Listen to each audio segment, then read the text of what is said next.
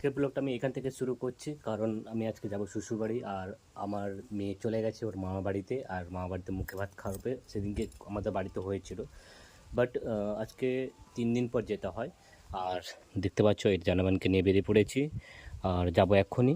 আর চলো দেখাই, তোমাদের সঙ্গে শেয়ার করব। তারপর ফাইনালি আমরা চলে এলাম কোথায়, একটা মিষ্টির দোকানে। আর ওখান থেকে মিষ্টি নিলাম আর একটা থামস আপ নিলাম। তো নিয়ে আমি চলে গেলাম, আর আমাকে দেখতে একটু স্টাইল দেখে দিলাম, তারপর চলে গেছি একদম। খাই দাও খাই দাও।